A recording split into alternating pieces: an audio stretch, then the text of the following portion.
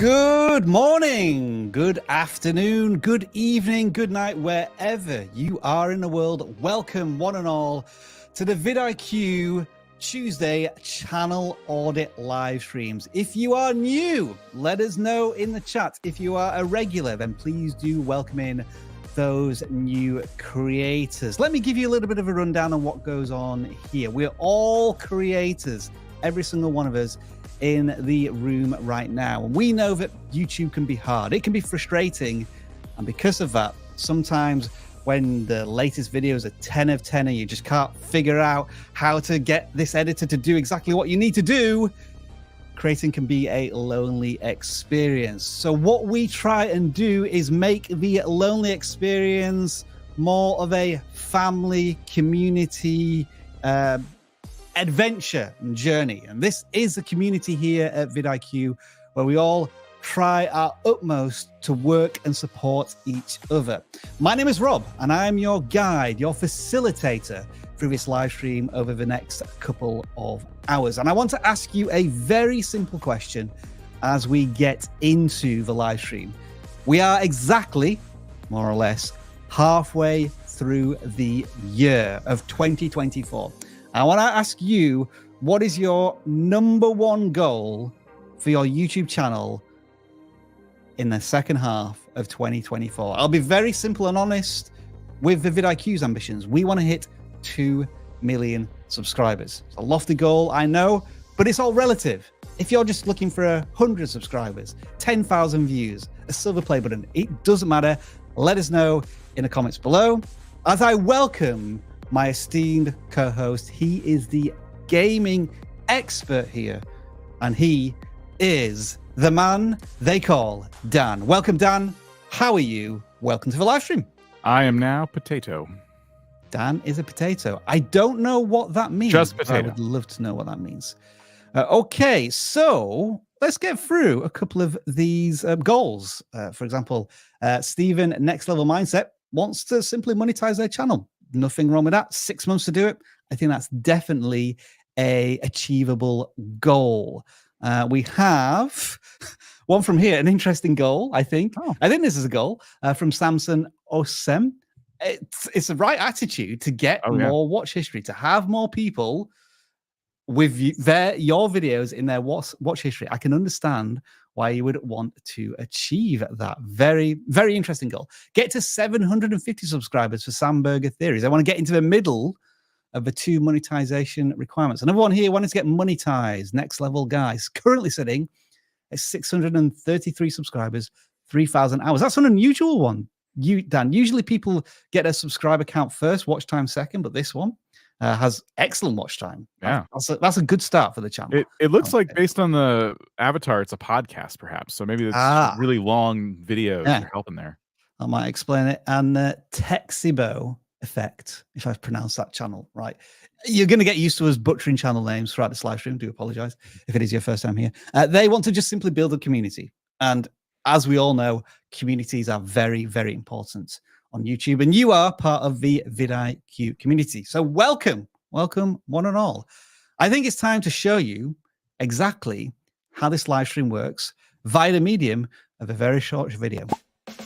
This is your weekly YouTube channel audit live stream. All you need to do is use the correct link in the description, fill out the form, and we'll consider your channel for review.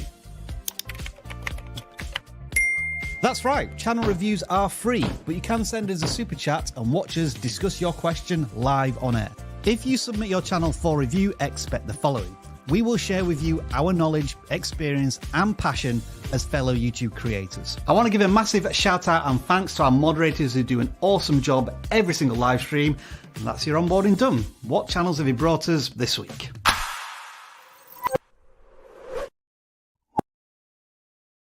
I really don't know why I use the word onboarding in that intro. It sounds very corporate, very, very like you've just been hired by vidIQ. I may have to refilm that. I'm thinking of a better word. Let us know in the comments what I should use instead of onboarding. But that's your synergy done. Funny thing is, Dan, I love the word synergy as well. I think I mentioned that in a video. I'm just a weird person, I will admit. But yes, you are now onboarded. Bit more housekeeping. We encourage super chats. And these super chats come in the form of questions, which we encourage you to ask sooner rather than later, and make them about YouTube in general. If you make it very specific about your channel, it's hard for us to answer because we don't look at channels during those super chats. So just a word of warning there. And we also want to say this, because I think it needs to be said now. I guess a kind of a bit of a disclaimer, but also for you to take accountability. This live stream is somewhat of a victim of its own success in that we get about 1,000 submissions, 1,000 channel submissions every single week, which means that your channel, your specific channel, might not be audited. But this live stream isn't for you to get a channel audit. It's similar to like getting a shout out. The idea is that we audit a wide range of channels every single week so that we're covering as many niches as possible. But what we're often talking about are YouTube fundamentals, and these apply to all channels. So get a notebook out or have a computer ready where you can type some notes down and try to think about how what we're recommending to channel A applies to your channel. You may get picked, and if so, that is awesome. But we also want you to be involved in auditing other people's channels and getting involved in the chat. So make sure you make this an interactive live stream. You know, like such a clicking a like, that would help us. You could do that.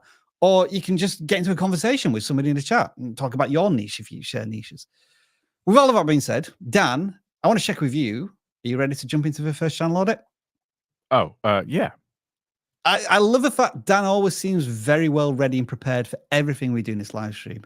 Well, Dan, I'm gonna make it a challenge for you now because I'm gonna let you lead with the first channel that's submitted in the forms. You can still fill out the forms. You may be randomly picked later on, but this is the first channel that's submitted in a non-gaming form, and they call themselves Art Monkey. Channel that's at pretty much at the very beginning of their YouTube journey. They have 30 subscribers, have made just 10 videos. And what I will start with here before I throw it over to Dan for first impressions is in terms of channel recognition, like you visit a channel or you look at a thumbnail, you get somewhat of a clear idea what this channel is about immediately just through the power of the thumbnails, which is drawing famous people. And with that immediate recognition of the content, I think that's a good starting point for the channel. But now, Dan, let's talk about other aspects of Art Monkey. So, yeah, I'm going to approach this in a unique way. And I'm going to say that we should break this down into like 3 separate things that this channel could do in order, right? So basically, because we like to throw a lot of advice at the wall right out of the gate, but now we're just going to say, okay, if there are 3 things this channel can do in a specific order, what would they be? And I think the first thing that I'm noticing when I look at this channel is a little bit of research could be done when it comes to maybe the thumbnails and things like that. These are not bad thumbnails by any stretch, but I would be curious to know what other channels in this niche are doing. And I would just continue to iterate on these thumbnails. They may already be doing this a little bit because their second to last video is it breaks the mold of the other thumbnails. But now that we have thumbnail like ABC testing, you could try a few different styles, and every video, every few videos, you could try a style that you saw someone do and you're like, I kind of like that. And you do your own version of it and you just incorporate it into the test, right? So there's a lot of opportunities there. And I think that's like step 1. Right. Step 2, and I would say the part, it's part of step 1 in the sense that you're going to be like learning as you kind of like research and things like that. You need to figure out your target audience, because right now, the way every single video is pitched, except for the Mike Tyson one, it seems to be like the one where they were testing a bit. Every video is basically a tutorial on the surface. How to draw blank, how to draw moist critical, how to draw like a pro. Yeah. how to draw Elon Musk, how to draw like a specific famous person. But when you click into the video, you'll notice, well, volume's off For a right second, it is just music. There is no narrative. Right. So we are not doing a how-to video. And this is a problem for a couple of reasons. One, I don't know, I could be wrong, but I don't know if like there's a lot of people searching for how to draw famous person. I did that search just before we went live, Dan, and the answer seems to be not that much. The top 3 results for Elon Musk, one of the most infamous people in the world. Not many people over a 2-year period want to know how to draw him. The views are low on these. Yeah. So these are the top ranking videos. There's not a lot of recycled content here, meaning that we're seeing old videos in this spot. Yeah. And they don't even break 10,000. So there's not people. Now we saw one, how to draw a realistic portrait. That's different. Like techniques. Right. Techniques. Or subjects, like different types of subjects. Yeah. So I get taking a trending person and trying to say, this is my version of writing a trend, but that is not the audience. You need to figure out the audience for your content. It's one of 2 things. It is drawing tutorials, but you need to actually do a tutorial. And I think you need to not focus on famous people, but techniques. Or better yet, you keep doing the content you're doing and you pitch it in a different way. And you can discover what that is by doing some research, but essentially you are trying to pitch this content for a wider audience, people who just simply appreciate your level of skill.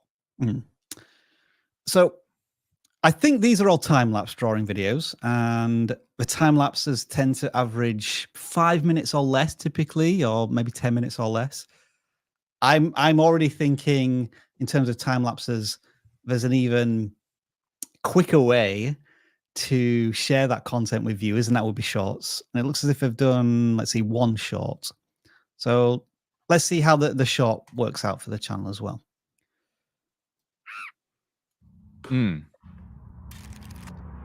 Okay, so let's just pause there. Yeah. We swiped in and we've heard a monkey noise, and then what's that? Tim the Tapman, a sketch, and that's taken about 7 seconds. So we have a short template intro. Right. And we would typically say, yeah. Yes. The view's going to swipe off before we even get to I'm going to mute the potential copyright music.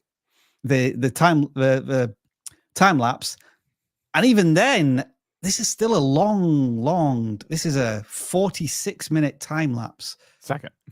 46-second time lapse. Yeah. Here's the big problem with the branded intro.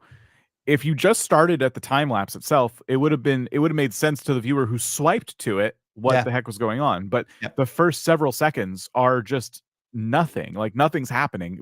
I'm not saying nothing in the sense that your intro looks bad or anything. I'm saying nothing in the sense that a brand new viewer swiped to your video and nothing got their attention. So you need to drop your branding when you're doing shorts like this. We've argued to get rid of branded intros in long form videos.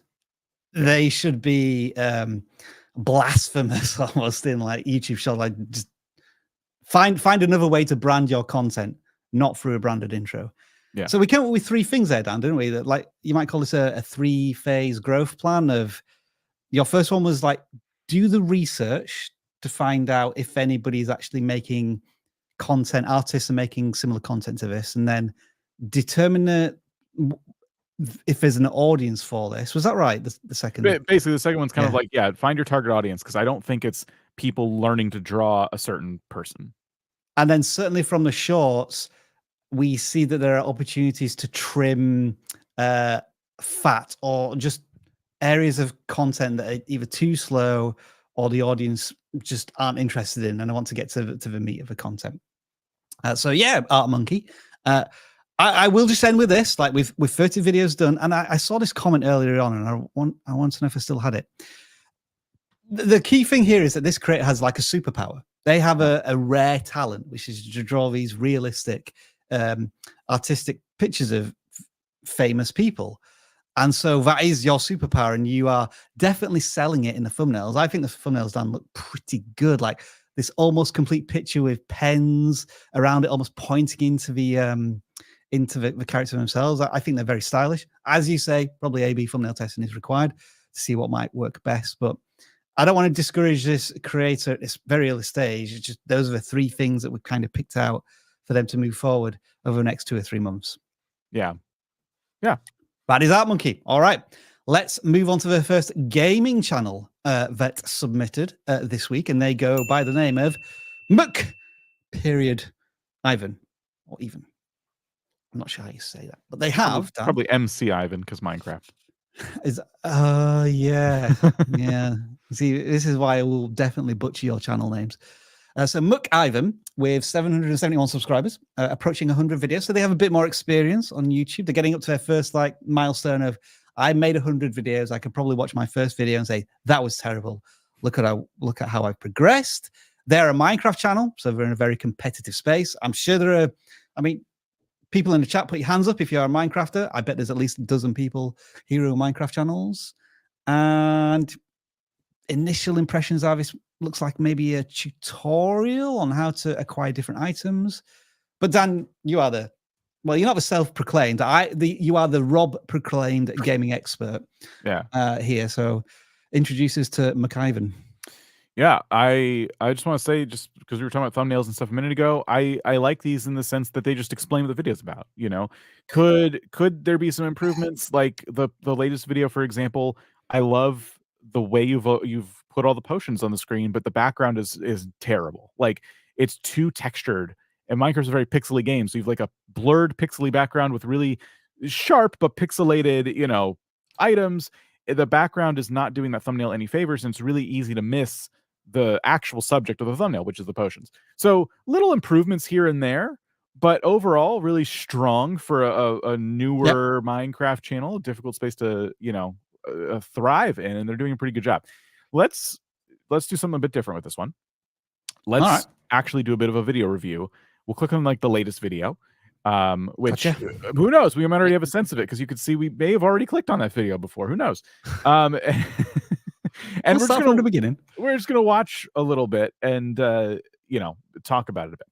So the promise is, just looking at using the vidIQ tools here, how to get every potion in Minecraft, update it for the latest version, and that's your thumbnail. This is a free tool from vidIQ, by the way, if you want to use it. It kind of adds a new visual experience, really useful for research and stuff. But here's your first 10-15 seconds. Making potions in Minecraft seems to be one of the most complex game mechanics in Minecraft. Today, I'm going to show you how to get every potion in the game. Before we get started, create pause it there. So, yeah, the intro itself is quick. Short. Yeah, it's very quick, and it delivers on the expectation of the title, right? It's, hey, we're going to learn how to make potions today. It's very complex. Here we go. And then they start with their first step. First, you're going to make another portal. Okay, cool. So this is, if you've ever played the game, this is a crucial step. So I recognize that they know what they're doing and all that stuff. Here's my big issue with the first few seconds. They did the thing that a lot of Minecraft channels like to do when they don't use a face cam, and that is they put their character, they do the front-facing view of their character, and they run around, and they're moving their mouse around, and your head's just kind of doing this the whole time, like it just feels like you're being jostled around for no reason. Yeah. So instead of that intro, I think the first frame of the video should have started with B-roll of potions being made. There's a very specific UI menu when you make potions. Forgive me if I'm wrong, Dan, but we're a minute in now. Have we seen any of that screen or any? This is it right here. Okay, right. So it took us a minute to get here. Yes. Now, they were doing the steps to get to this part, which makes sense. But this could have been part of the B-roll. They could have zoomed in. They should zoom in right now, in fact. But they could have zoomed in on that menu, and they could have shown this screen here where they're showing the different potion ingredients on a wall. Yeah. So there's so many bits of B-roll that you could have given us to help reinforce your point, and it would have been more pleasant to watch.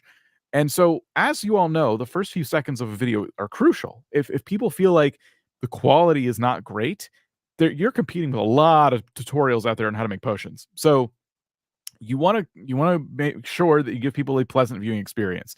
So I get that maybe your character is part of the branding. I get that might be the only time they get to see a third-person perspective of your character, but you could put that later in the video somewhere. It's more important to show that, hey, you clicked on a video about potions, and I can already show you that I'm going to go into great detail because here's just some edits right up front of making potions. You know, it instills more confidence in the viewer. It might seem like a little thing, it might not seem like it has a huge impact, but I promise you that's a better experience in that first few seconds than what we got, which was like, whoa, just the camera just being thrown around like mad.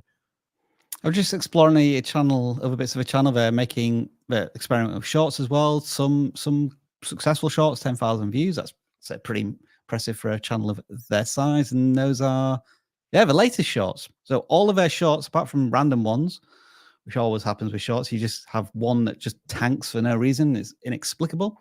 Yeah. But there are others with thousands of views. And I did sort the long videos, my most popular. And they do have the two standout breakout videos, one that was just 2 weeks ago as well, and that was all armor trims. Can we click on the mace one, the latest, the all right then, yes. I want to see something. Right, do you want me to play it or just leave it there? Okay, check this out. I don't know when we did this, but we looked at this channel. I just recognized the thumbnail. We did a thumbnail review for this channel on John's Wednesday stream. Do you see the big, because they improved the thumbnail. We gave advice on that thumbnail. I remember it now. Do you see? I don't know if that's us or not, but that big bump there on the graph on the right. Is that? Are you taking credit for that, Dan? I just need to know when that live stream happened, and I don't remember the date of that stream. But this video has had a jump in views. That was the 9th. I don't think it was that long ago, so maybe it was already kind of on an upward trajectory. But I remember us saying that, you know, the mace could stand out more. This looks a lot better. The text is easy to read. I feel like this thumbnail was changed at some point. And the video has 24,000 views. It did really, really well. So I don't know. I don't know if we can take credit for that. I cannot remember the dates at all, but it's cool in any case to see a video do this and then jump up, you know?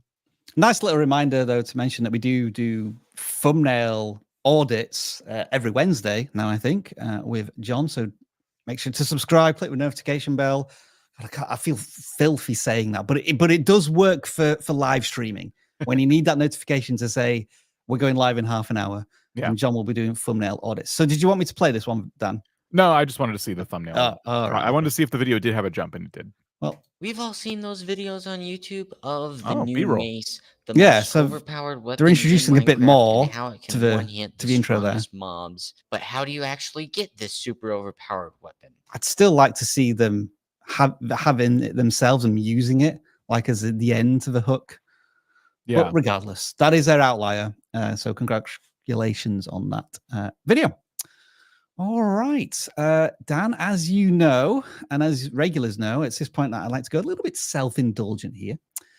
And so thank you for the feedback there. So they did the test and compare. So this is a small creator who now has access to the tool, A/B thumbnail testing, and they compared thumbnails and it performed much better. So that's great to see. Nice. And it's awesome to see that McIvan has enjoyed like the full vidIQ experience. They've got audits on both live streams.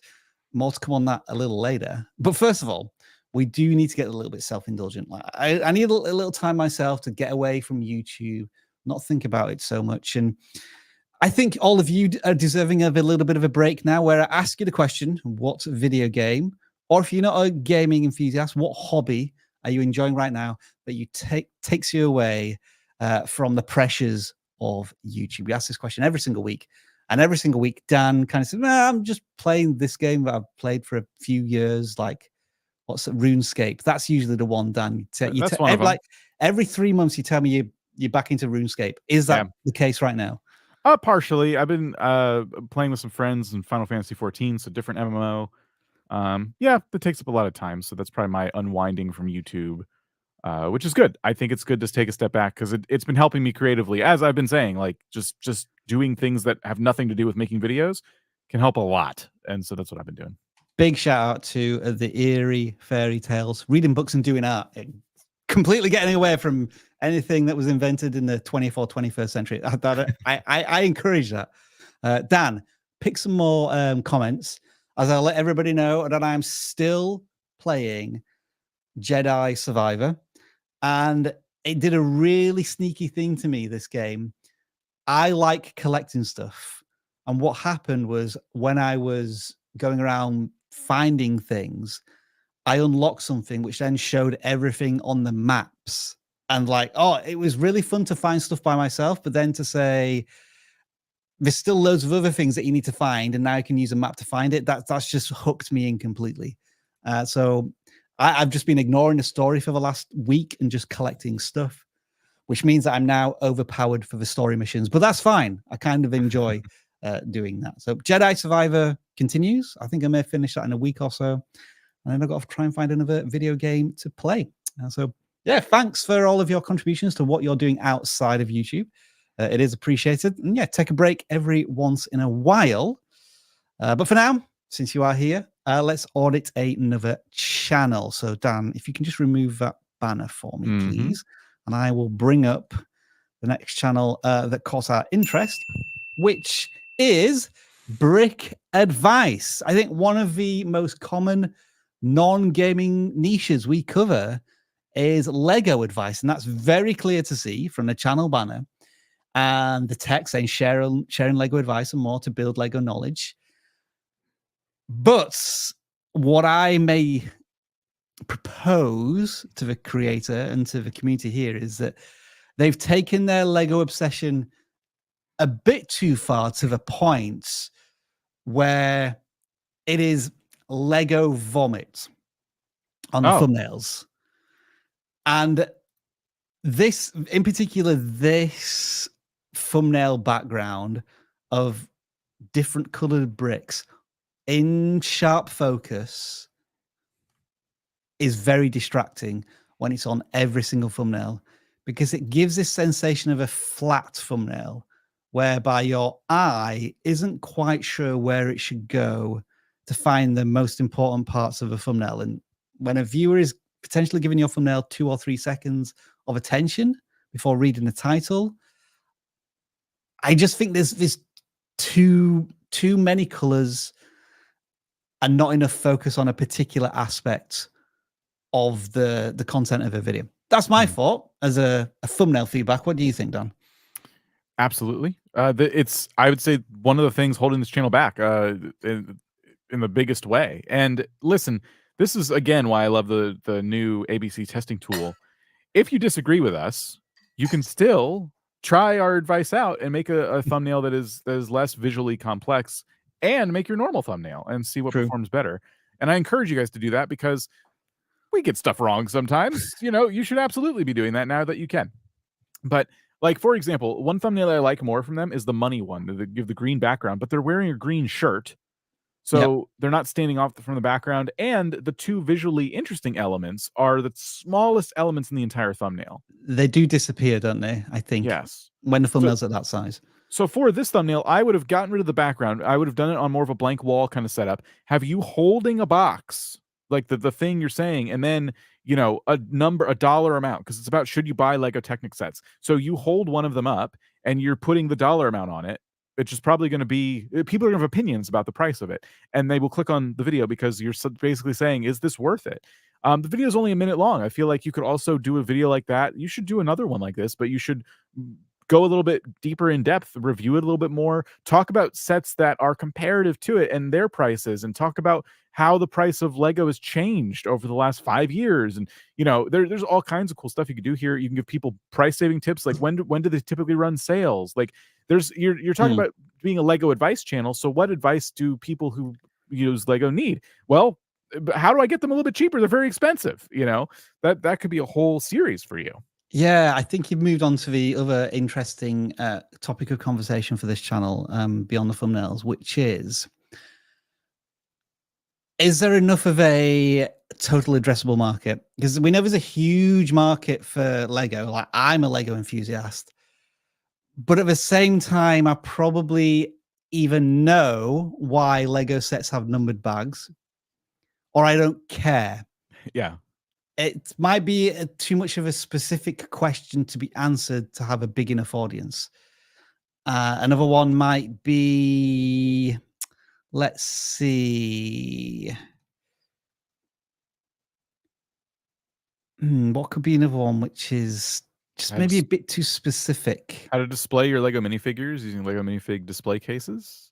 Yeah. I feel like that's self-explanatory. Like it's a display case and you put the minifigs in there. Or you kind of very simplify the packaging a lot more and say, make your Lego displays look cool. Yeah. And then have, again, a better thumbnail to really show that off. It's a cool product. Maybe not everyone knows what it is. So you could have a back-to-back thumbnail of like a side-by-side of a bunch of minifigs just sitting on a table, like laying, like you just scatter them around the table. And then the other one, you kind of blur this kind of result that looks really cool, but you've blurred it out a little bit and you make people go, what is that? How does that work? You know? Now, some of them do have a bit more success. You've done basically a comparison video here. Why is Lego better than Mega Bloks? Again, the thumbnail could probably do with being improved. Like you could have a Mega Bloks set that just looks terrible against an immaculate Lego version of it. To do a compare and contrast might be an idea. But yeah, I guess this requires research again, doesn't it, Dan? And I think you leaned into something which is always going to be of importance, and that's cost. Like, how can you help people continue their Lego passion by buying more sets at a cheaper price? Some of the most popular, if there's anything. So they have had a couple of viral moments on their channel. What to do if a Lego piece is missing from your Lego set? I think that is a really good question. Yeah. Because that's probably happened to a lot of people. That's the type of questions that need answering. I actually ran into this myself, and I now know what to do, but I had to do some research and figure out, like, well, now what, you know? So a lot of people don't know there's sites you can go to buy specific pieces, and you're going to want to know the best ones. And I wanted to make sure I wasn't going on a scam website that I never visited before, you know, like there's so many cool bits of value you can offer there. And that does not surprise me at all why that video got 9,000 views. So yeah, I know it's hard to think of common relatable problems like that, but that's why it's one series out of a few that you do. Just like we do a lot of videos about how to get 1,000 subscribers, right? Like we're always updating that information and a lot of people are searching for it, but we do other things as well. So you don't have to make your whole channel about that one thing. I don't know how you search for this. I've done Lego FAQs, but nobody really titles their content FAQs. Yeah. I'm wondering how you could do a search for the biggest Lego questions that need answering on YouTube. Maybe you just Google it. But anyway, that is BrickAdvice. And also, I did note as well, Dan, that they've taken a big break. You know, the second row of videos is 8 months ago. And then the last couple of videos are in the last couple of weeks. So it looks like they're trying to get back into a cadence. And I like to use this phrase, commit to consistency. And if I was to give you a challenge, your number one goal might not be to get monetized or to get thousands of views. It's to make at least one video every 2 weeks for the rest of the year, to get into that consistency of turning up for your audience and improving with every video that you make. But thanks for the submission there, BrickAdvice. And now what we do is we change the background. Whoa. I don't like it. More like I'm getting a fire vibe here, like a fireside chat. I feel like you're going to start yelling at people. And I am not. What I'm going to do is I'm going to start playing some music, some nice, chilled, relaxed music. Let me know if you can hear it in the chat, because to this day, StreamYard still doesn't give us an audio mixing level, which is really annoying. So I don't know if this is too loud or too quiet. I can hear it, but I don't know if you can hear it. But what we're going to do is answer some super chat questions, which have been coming in. And this is just thrown me completely down. Like, I haven't got a sound effect for this right now. But 6 months away, Seeing Santa has joined. Maybe Santa is on his vacation right now and he can enjoy some YouTube advice. So welcome, and Secret Santa, because you're a new member, you do get your own custom sound effects for the week. I haven't got a Christmas noise, so bruh. Santa, you are now known as bruh. Also, we have Devante Talkaholic, who's been a member now for 9 months, and they do movie reactions and finish smiling friends. Awesome. This is your sound effect. So far, my sound effects are working. 2 months into their membership, Fun Chris, and you get the following sound effects. Yes. Oh, you also got me saying yes as well.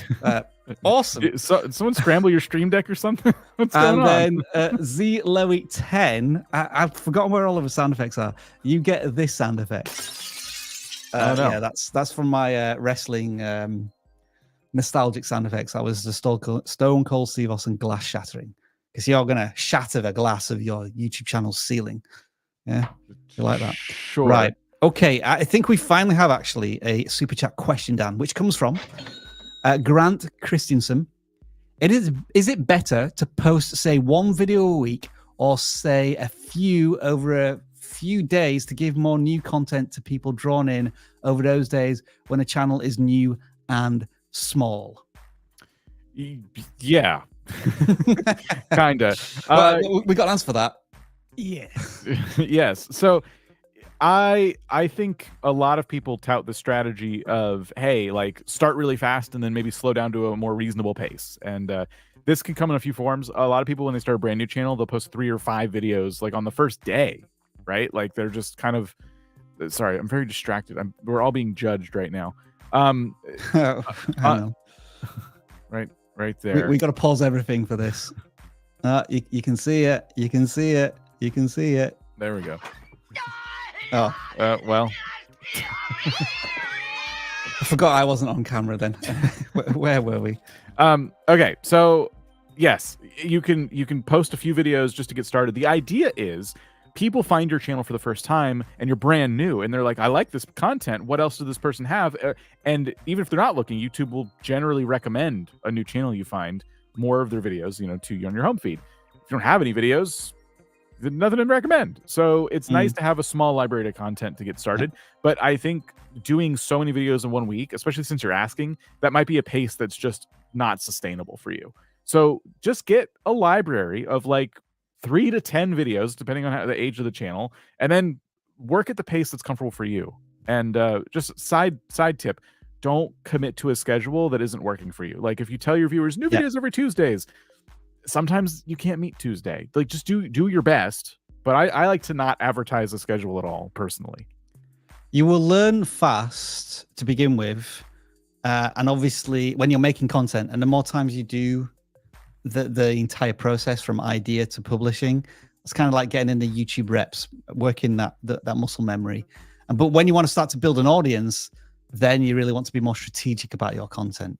We did make a video about this. It kind of included that conversation yesterday with a creator that got monetized in 10 weeks.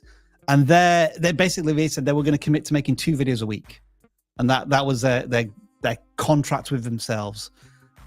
But as Dan says, you can set whatever cadence you want, but almost sticking to it is more important than the actual output, the volume. Next question comes from Ryder Rhythm. Is testing thumbnails in small scale recommended, since they are obviously quite a bit of phone users watching my videos? I guess I don't know what they mean by small scale, because a phone on the phone, I would say the thumbnails in some cases show up better. Like they kind of take up more of the real estate on the page. And I think it's worth testing thumbnails. If you're making custom thumbnails for your videos and you have multiple ideas for one video, you should always be testing them. I don't know if it matters. Device really comes into play here. Maybe we don't understand the question. Yeah. Apologies if we've misinterpreted that. But thanks for the question. Thank you here for somebody who sent us a super chat just to basically give us a shout out. And that's from a customer debt chit chat who credits the vidIQ channel, I presume, with hitting 1,000 subscribers and the YouTube partner program. Congrats. Well done. You made it. I can't reach my 3D printed thing over there. And the next one comes from Sober Plants Guy, monetized in 11 weeks. Goodness, wow. Thanks for your help.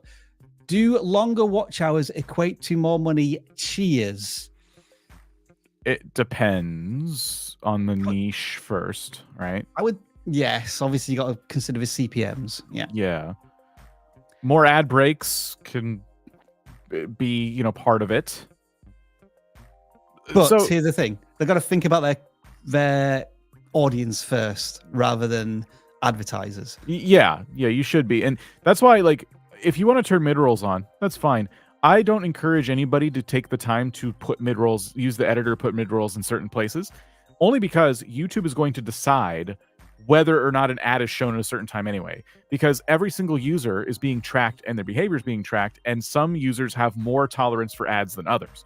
So if a user gets presented an ad, but that user typically clicks off of a video because they watch an ad, the theory, this is not proven, the theory is that YouTube may not show that person as many ads because they know that the retention's not great. But just, again, that's just a theory. I would argue, Dan, if the creator is like a master storyteller and they've set up like a suspenseful moment where they know they've got the audience on the edge of their seat and they're definitely going to stay on for they're going to watch the next part. Like they've purposely put in they've edited the video knowing they want an ad break there. True, I think some people can do that. Yes. But generally speaking, YouTube knows best when to put the adverts on. Like I know people have tried to put like dozens of ads to see if they can make like a lot of money off of those more patient people, but YouTube is not going to honor your suggestion of like dozens of ads, you know. I did try that as a test. I think I put about 12 ads on a 20-minute video and the views went down and the revenue went down. So I mean, it was anecdotal, but it didn't have a positive impact on that video. Yeah, YouTube is more in control than you, basically. All right, regulars here. Know that we usually do super chats through you donating a small contribution. Very welcomed. But our awesome, tremendous community manager wanted to get our Facebook audience involved this week. So if you haven't joined the Facebook group, which is, I think now, is it 20,000 strong, which is incredible. Even it's in the tens of thousands, I think, at this point. And there's all sorts of good communication going on there. Victoria asked some of our Facebook community to send in some questions. So Dan, we have a question here from Katie Lynn. At what point do you think a channel creator should begin to outsource anything for their channel? So maybe we're thinking about thumbnail design, editing, script writing, that sort of stuff. I would say as soon as you feel like you can afford it. Now, there's a couple caveats here. So you could, let's say you have a day job and you have a little bit of disposable income. You might want to do that sooner than maybe your videos end up like paying for it. You know what I mean? But the idea is you're going to raise the quality of your content, your views and revenue are going to go up. So you'll eventually be in the black. But some people operate at a loss because they use their other income to supplement that. Or you can wait until your videos are making enough money so you can afford an editor or a thumbnail designer or whatever. I would say that you should have a really good idea of who you want to help you, like what their specific skill set is. And it should be something that you don't enjoy doing yourself. Yeah, outsource the thing you hate first. Right, to the point where you almost don't want to make content because you just hate that part of it so much. Yeah. And then I would say it's about finding out where you can go and what it costs and things like that. And a newer website in the space that people are using is called ytjobs.co. Don't go to com. ytjobs.co. And you can find people who are promoting themselves as video editors and things like that. You could post a job on there. This is more of advanced stuff, though. I would say that this is not for everybody, and you should certainly try to do everything yourself for as long as you possibly can. But there's no wrong time, in my opinion. It's more about what can you afford right now, and what sacrifices are you willing to make? What kind of control are you willing to let go of when it comes to content? That's what I was going to just mention at the end. Be prepared to accept that you're going to lose control of this precious thing that you've built up yourself. That can be a real challenge for some people. But ultimately, even if you might not think it, because sometimes it can be really hard to find the right people, and it feels like you're spending twice as long communicating with them rather than doing the job yourself. Eventually, when you find the right people, it's like chef's kiss moment for the channel. All right, and then another question. This comes from Kimmy Kai. Is it possible to change your YouTube audience? Should I remove people who are not engaging with my content, or hope that the algorithm will send it to the right people? How would you remove people from your? Wouldn't that be funny if you could see the list of everybody who watch your videos, and like comments where you can just hide them from the channel, right? Just ban viewers from your videos. That's interesting, YouTube. Well, let's see you test that. I think this is a matter of you can't remove them. There's nothing you can do about that. But this is a matter of making choices with your content and committing to those choices.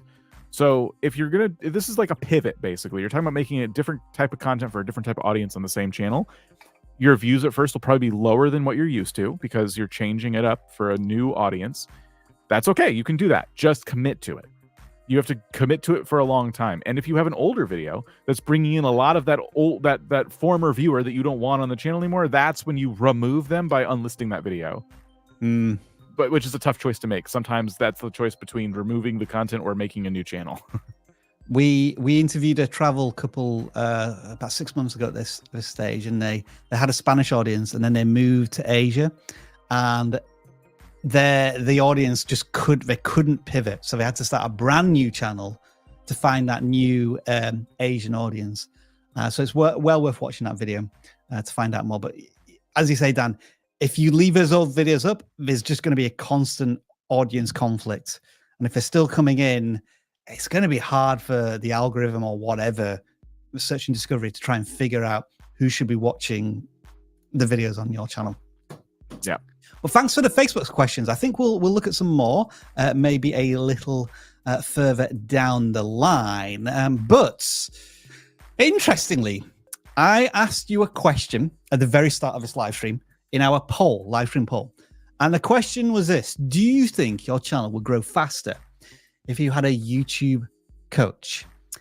And 1,500 of you have answered this, and a unanimous 82% of you said yes. So I have some very exciting news for you. You've been in the live stream now for the last 50 minutes, and you've experienced a couple of, I guess, what you might call coachy things here. For the first channel we audited, we did a 3-phase growth plan.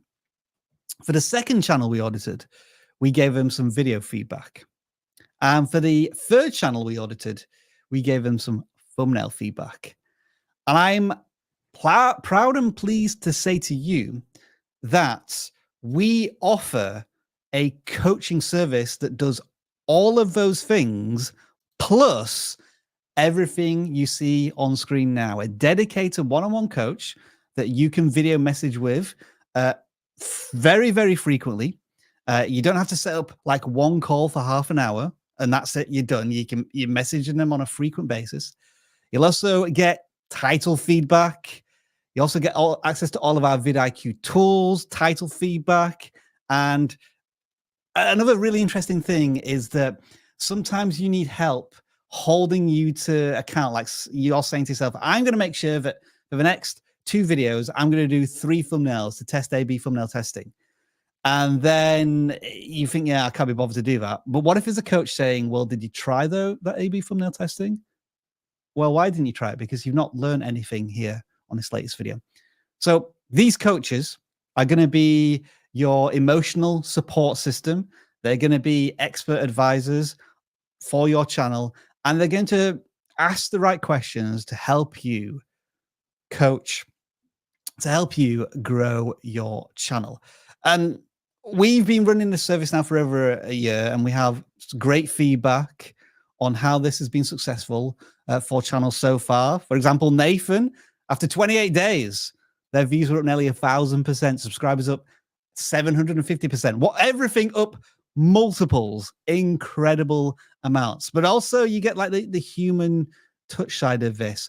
Suzanne saying that their coach provided them a safe space to overcome doubts and fears. And like anything, you can be afraid to ask the wrong questions, especially with YouTube. If you don't feel as if you have the right support, you're just like creating on an individual basis. So we have tremendous feedback. If you've been here on these live streams for any length of time, you will see people who've been in a coaching program sending us super chats saying how amazing their coach is. So we know this works.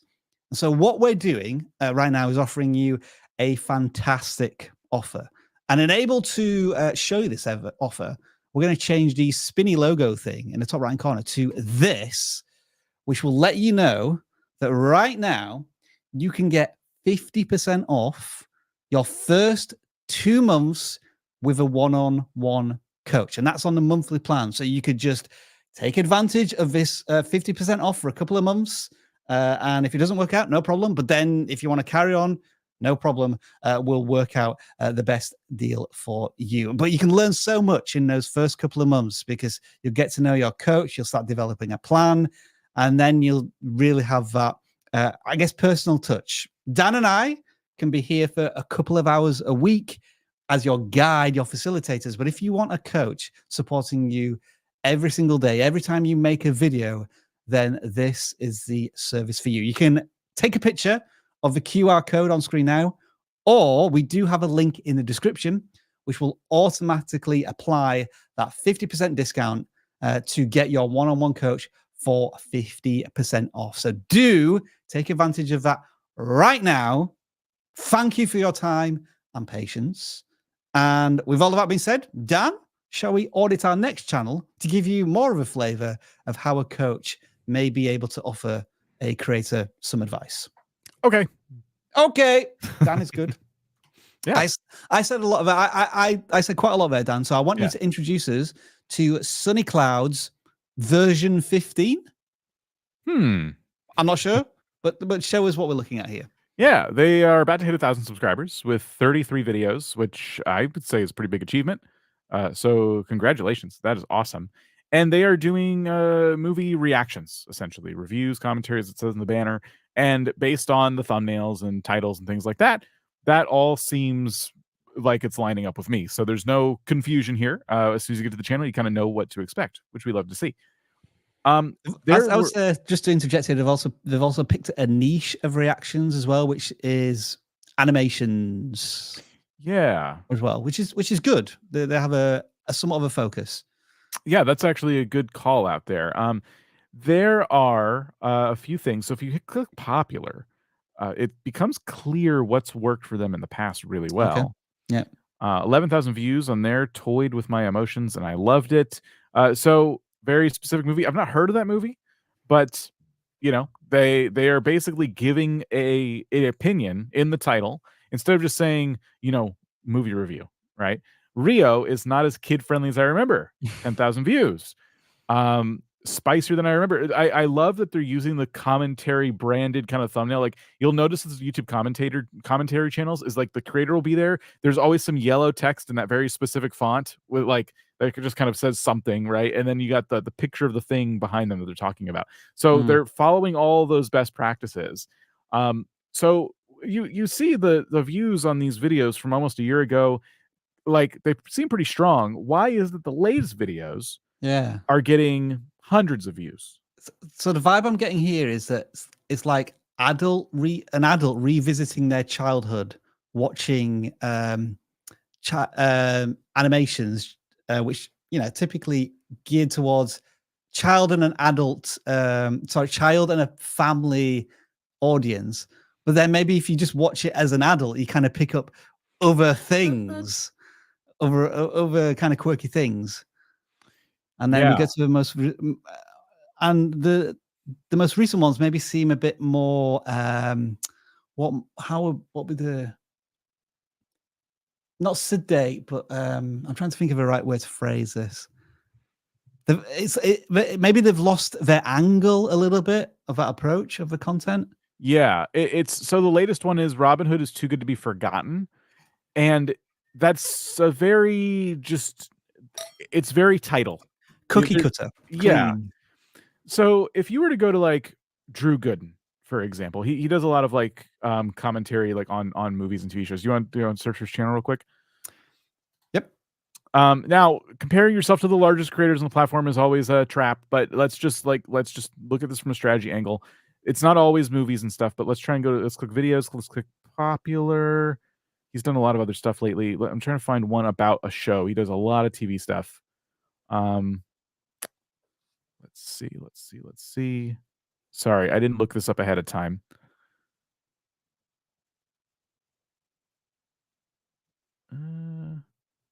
Wait, okay. Disney movies that haven't aged well. Scroll up a little bit.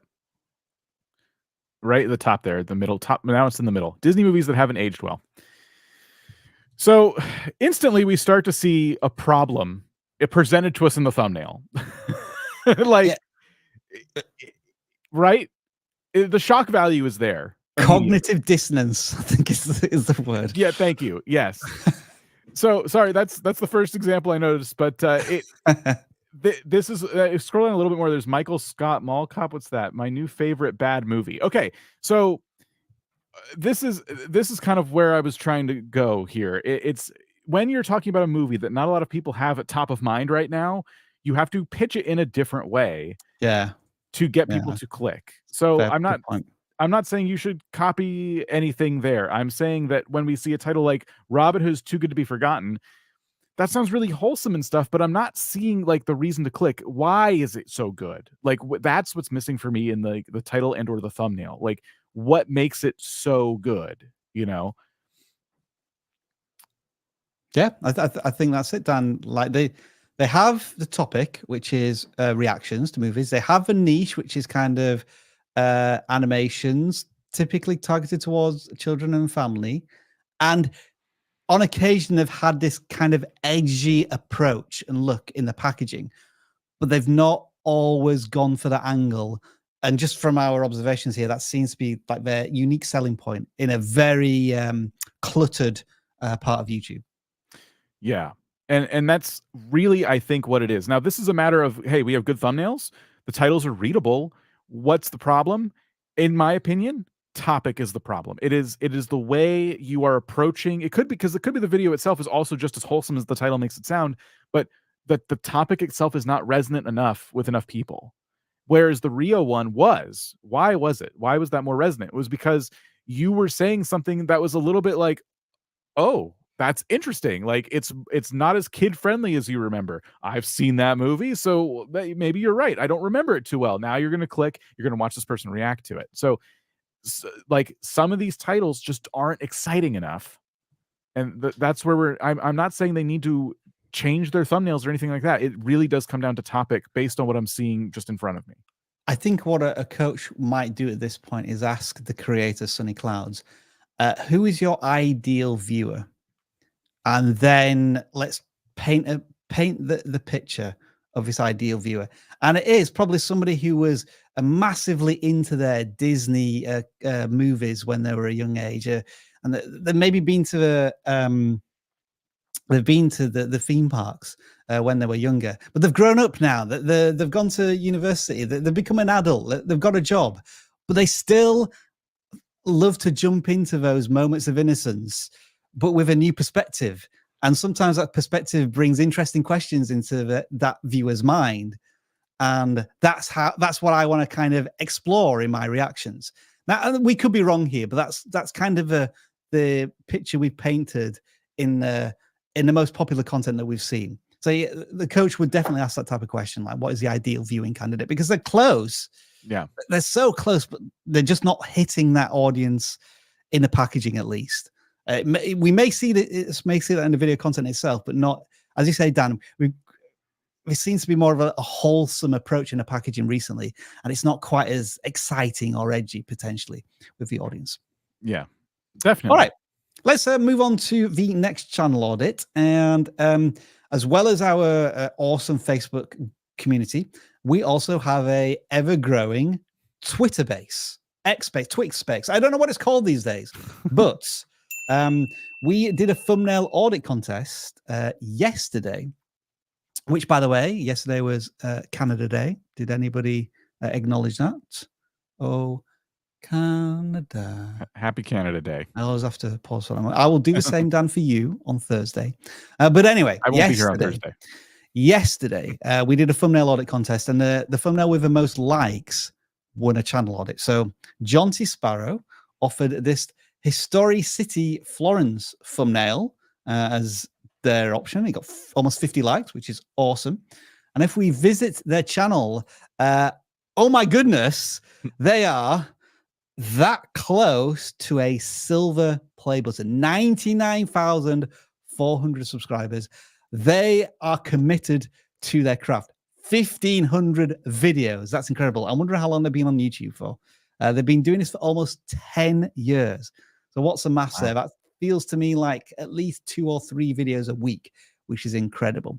So channel with, let me just check the view counts, with 25 million views, almost 100,000 subscribers, and it's certainly a gaming channel. And they say they're about like building, crafting, survival, tycoon management stuff, simulations. But then we come to a challenging point, I think, here, Dan, where the videos that they're making typically, especially in the last, this is in the last 5 days. So yeah, they make a lot of content. They're not breaking 2,000 views. So potentially 2% of their audience, subscribed audience, is interested in this content. Yes. Let's try and figure out what's the problem here. There are a few things going on now. I'm not going to focus on saying you should change your thumbnails or whatever, like, because the thumbnails actually look nice. Actually, even though it's just the logo of the game on the screen, they're usually easy to read. They look genuinely nice. They have a border around them for branding purposes. I don't love these borders. It's tame. It's nice. It doesn't overtake the thumbnail. All that's working. For me, there is a very interesting thing about this channel that some of you might have noticed already. Some of the videos are an hour long. And I didn't notice that. Okay. Right. That is really cool because some of you might not know this, but there is a big subset of people on YouTube who will sit through an hour-long gaming video, but you need to pitch it to them in the right way. If you're going to do hour-long plus gaming content, then you want to look at the space on YouTube where when we're talking about like long plays or full playthroughs, things like that, because that's what I would expect from an hour-long gaming video. Something that is really like, you tell me in the title, this is a foundation long play. This is a foundation full playthrough or something to that effect to justify the hour-long runtime. Because right now, in the latest video, A Tale of Two Taverns is all we get. We get the logo, foundation, and we get A Tale of Two Taverns. There could be a really interesting challenge in there. You could be trying to 100% the game. I have no idea. If you're not doing those things, that was going to be my next piece of advice. You should probably be doing and pitching these videos in a more exciting way. I think the artistry behind your thumbnails is great, but it's the overall pitch is where I'm losing my interest a little bit. You know, when you scroll down a little bit to Steam Next Fest, by the way, which happened recently, these videos got a lot better views. It's them covering games that were in Next Fest, and that suddenly provides this extra layer of value because people are starting to look and find, this is like a big presentation. People are going in and going, I want to know more about that game. So those have like a different pitch to them. And then the more baseline videos that they make are just, I played the game, you know, like A Tale of Two Cities or A Tale of Two Towns or whatever. It doesn't get me hyped. And we need just a little bit more from you. There needs to be a unique selling point to these videos. So it can be that you're just playing it for a long time and trying to get a certain achievement or something. Or it can be that you're playing it the wrong way. You're doing a challenge where you're limiting yourself in some way, but something has to happen in these videos that provides that extra bit of experience for the viewer that they can't get by playing the game on their own. They only get it by watching you. Can I ask the obvious question of how many different games have we got? Are these, I assume these are all different games, these right? Feel similar in terms of who they're for. And I think that I'm not even worried about the variety of games in this case, because they're playing games that I recognize as games that would appeal to the same type of person. Because I would play all of these. These are my wheelhouse. I would play these games. I like games like this. I guess what kind of influences me to say, well, when they were playing Planet Coaster was their dominant game. I know this is a long time ago now. It's too old now, but yes. Yeah. But this falls in the same category. They pivoted to more simulation style games. They're in the same category. I agree with you. If they were able to stick to just Planet Coaster or maybe its successor, which I got to be honest, Planet Coaster didn't have like a successor that kind of like came in after. At least I don't know of one. Like I follow these games and I have not seen a game as popular as Planet Coaster since it came out. Let me ask you this, Dan. When you're watching on YouTube, do you like to watch a creator play through one of these games and then play another game, or kind of be jumping around about? And also, would you get? I mean, here's another question that's just popped into my head. Would you get fatigued trying to watch 2 1-hour videos from the same creator each day. I think they're posting 2 1-hour videos a day at this point. That's a lot more than I was. Okay, I did not see. I was looking at the times. Did not see how often they're posting. That tells me they're not spending enough time, maybe editing, Potentially, yeah, or ideating. But here's what I like. I watch a channel called Let's Game It Out, and the guy who runs that plays different games constantly, but he always does it in a chaotic way. You know, every single video is a different game, but they're always in this vein. They're always these types of simulation games. And he does not play them the right way at all. And that's why I can watch him for 45 minutes straight. And if he were to release content more often, I'd watch all of it because he's giving me an experience I'm not going to get on my own. Just going to unmute this. To make it so that, yeah, so I do have voice narration in there. Unfortunately, they just don't. And it kind of makes sense. There's just no reason. Sounds good. Sometimes good narration. These things, they'll come in. I don't have time for a webcam. It could be. That could help. But I get on camera. That's like a small thing. I really, really want them to try to do a little bit more in the videos because it seems like they met my expectation. It's them playing the game and building a city. And that is interesting. I'm not saying it's not interesting. It's just the total addressable market there has shrunk quite a bit over the years. But people who watch you do a specific thing, like a challenge of some kind, that still very much exists. And you can even take these games and you can go into other games and see challenges they've done and bring them to Foundation, for example. Like, you don't have to wait for someone to come up with a genius Foundation challenge. Go to other simulation games, see challenges, and then go, I want to do that in Foundation. I think it's perfect for this. And do it, you know? But I think we just need a little bit more if we want to hit those higher view counts. This is great for your current community. I'm sure they are very dedicated and they love when you do stuff like this. But you're here, you're looking for an audit. I think you're looking for some more viewers. We got to appeal to some new viewers. Keep playing these games. They're very versatile, but let's crank it up a notch and maybe upload a little bit less so you can take more time on those videos. And I'd say, if you agree with this advice, of course, take a step back and ideate a little bit, take a little break, and then come back with something like, you know, that took you a little bit longer because you put that extra elbow grease into it. All right. Those are some channels we picked. Now we're going to pick yours.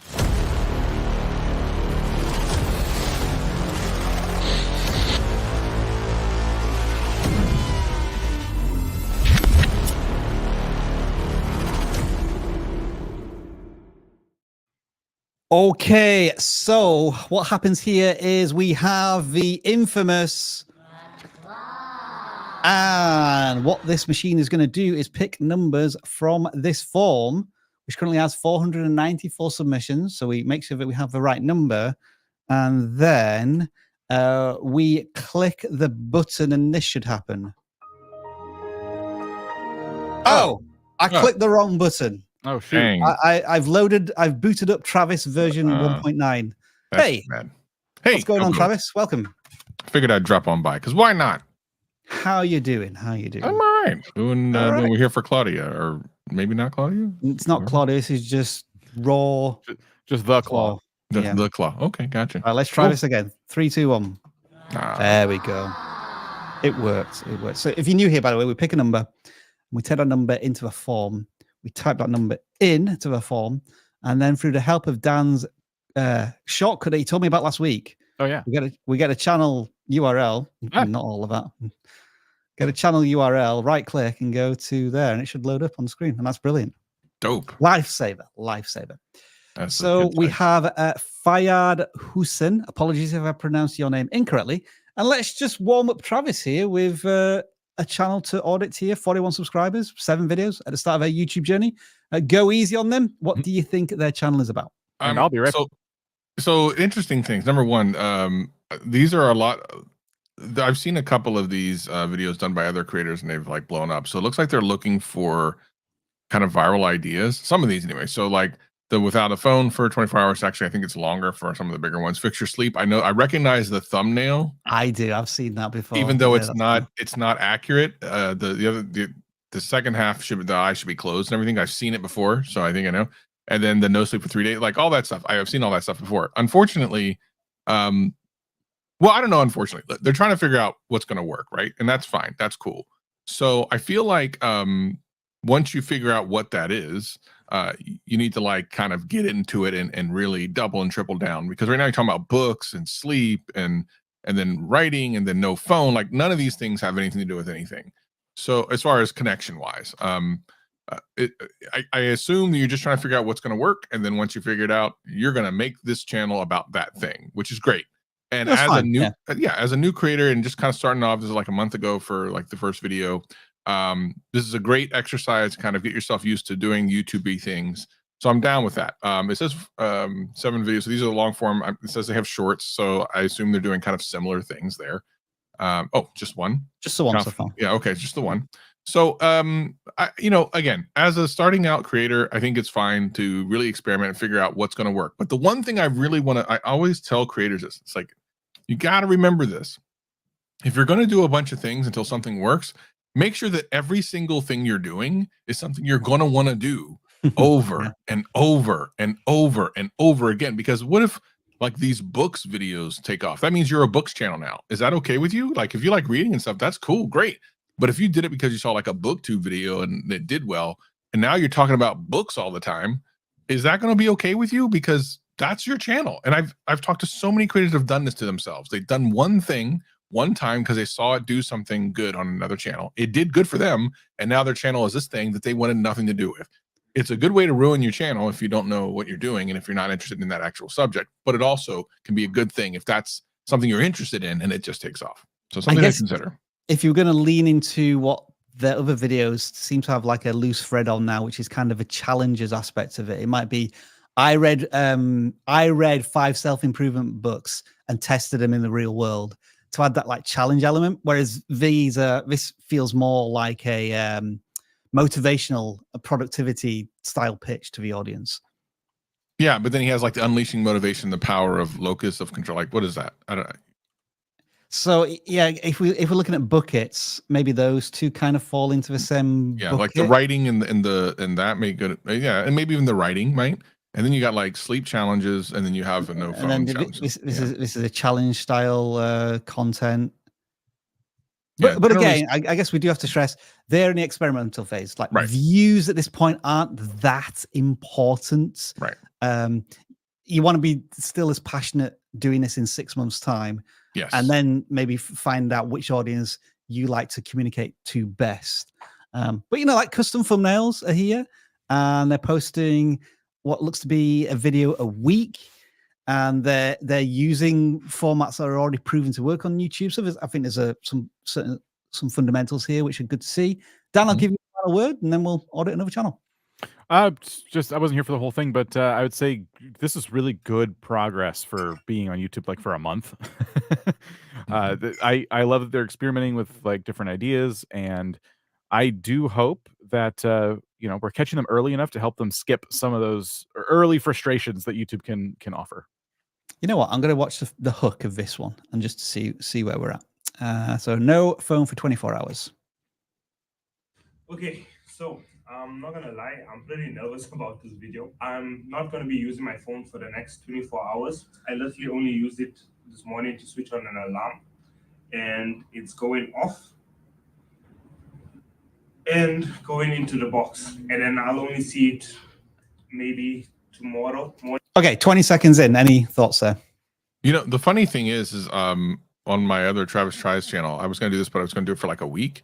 24 hours is kind of a I mean, it'll be an inconvenience, but if you do it for like a week, it almost feels like you're struggling. Like, I think that's the thing you really want to do. But having said that, I think you got to remember, you got to get people really interested, really hooked very fast. We know you already said you're not going to have the phone for 24 hours. So you spent 20 seconds saying you're not going to have the phone for 24 hours. We kind of knew that coming into this. And unless we see something really interesting happening, like I feel like this is a video where you start off with a teaser of like the climax of the video. Tension, conflict. You're like, I can't order Grubhub. How do I, whatever it is, right? I can't tweet, whatever it is. And then, you can go back to the beginning. But so that's what I would have done.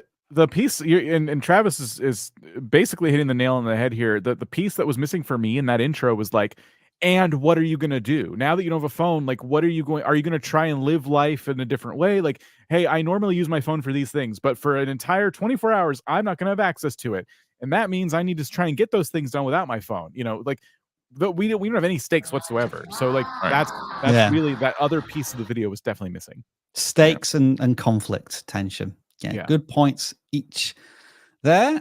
So let's now audit a gaming channel, because we kind of switched between the two, because we have a lot of gaming channel submissions and it's kind of like an equal balance. You might. We have Oh, wow. SpazzyGames, 6,500 subscribers, crafting survival game specialist focused on Valheim. So very clear on their value proposition. And this is the first channel we're seeing this week that has a monumental number of views versus subscribers. All of these videos in 3 weeks, all at least twice as many views as subscribers, which is very healthy, very impressive. Excellent work. Excellent thumbnails. Excellent topics. Excellent niche. Valheim's very popular.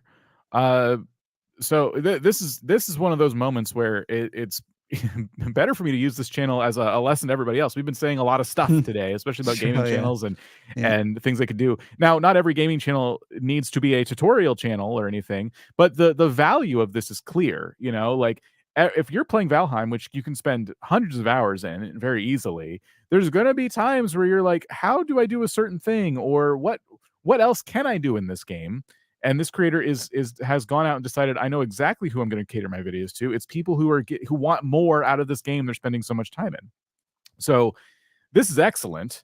I guess my one concern, this is not a today problem by any stretch, is do you have an exit strategy, quote unquote, of sorts? Like, what happens when the day comes that people are not playing Valheim as much? There's this genre is not going anywhere. There will certainly be something else to play at that time, but like, will you be able to pivot out of it? Like, what's your plan for that? I think the answer is yes, and I think it'll be easy. You just start to offer value like you are now in that game. So when you scroll down, it looked like they might have tried another game at some point. I'd stick to this and ride this into the sunset for as long as possible. But this is a very, very strong video channel. I mean, so what's interesting is Jen and I just recorded a video about channels just like this, smaller channels that are like getting big views. And we kind of go through, I think, 3 or 4 different channels and show like what they're doing and how they're beating the algorithm. Because a channel like this should not be getting like 200,000 views, and even 30,000 views for a 6,000 subscriber channel is insane. But they're doing the things that other channels about this game aren't doing. So you only have a couple of places to go to for this type of content, and if you corner the market on like interesting aspects of a game, you can get a lot of views. A phrase I used to use about how to stand out as a channel is like, you can be faster than anyone else to market with the videos, or you can be better than anybody else in the market, or you can be different than anyone else. And I think this channel is focusing on the bigger and more comprehensive than anyone else in terms of listicles. Like, hey, another channel might do 12 things you don't know about Valheim, but I'm going to do 100. And that's just a video that I've done in a week. And then 4 days later, I've got the best potion guide. And then I've also got a video about like the best Ashland weapons. And probably I've got one about armor and the 24 rarest things. I think what happens likely here is that a viewer discovers one of our videos, enjoys it, and then goes through 2 or 3 more of our other videos. Maybe not maybe in one session, and then they come back and watch them more. So they get a lot of return viewers. So like, it's incredible, Dan, isn't it? As we say, this channel should be used as a template for other gaming channels. Gaming channels that do tutorials anyway, yeah, like and tips and stuff like that. There's, of course, we've seen other channels today that are focused more on like challenges or playing the game alongside the viewers rather than just giving specific tips. And that's fine too. But yes, it's important to know your audience. That's the big lesson here. This person knows their audience very well. I love how they're using the community tab. It looks like they're getting a lot of interactions on this. My advice, just quickly for the community tab, is just make it super simple. Like, this is a long sentence. I would just put that into like 3 words. It's like, pick the best blank, like best weapon or best something. Most broken weapon in Valheim, question mark? There. Perfect, yeah. Dan. But also what I'm disappointed about is you've posted this 20 minutes ago, which means that you're not watching this live stream. maybe they scheduled it. Come on. Because that would be the top of the hour. That is true. They could have scheduled it. But yeah, fantastic channel, SpazzyGames. Congratulations to you and your success. Let's pick another non-gaming channel. Is that right? Submissions are up to 529. Goodness, it's a big number. 529 channels this week so far. And we're going to pick channel 282 this time. And I present to you an education and science channel. We gonna get smart today? I am going to try and pronounce this channel as Gaia Thich Mon 2. That's probably incorrect by a long distance. I apologize. Do they have a lot of shorts? I'm just curious. Let's see. They advertise themselves as a shorts channel. Yeah. Oh, okay, so cool. good point Yeah, there, yeah. Travis. Yeah. So we're going to struggle a little bit because it is in a different language and they are shorts. So we can't really see any thumbnail working and we don't know what the titles say. So I don't know how we're going to offer much advice here. I'm going to be honest. I'll play one and see if this helps us. So it's in their language. I presume this is a video about like the biggest nuclear explosions, something along those lines. But it feels like the voiceover is professional. The editing is fairly quick. It's of a faceless channel variety, so using a lot of repurposed content, but making it transformational. I think that's all I can offer, really, as a feedback. Visually, it's interesting. Yeah. Those explosions are just interesting to see. Like it's yeah, and it looks like they're just doing kind of random pieces of information about different things, which is fine. But did you see? Actually, did you see? Go back to that. Did you see? I love this. The CYA that they do in the more where you click more about the section. Yeah, in the about section. If any owners have issue about copyright, please contact us. I love that. It's always my Don't favorite. strike me, thing. please. Yeah, It's my favorite thing to see on the channel. It's like, I know I'm not supposed to be doing this, but yeah. So at the end of the day, like they're repurposing content. Some of it is transformational. I would agree with Rob. Assuming that they're not just straight up uploads. I think they're taking parts and doing things, which is cool. Yeah.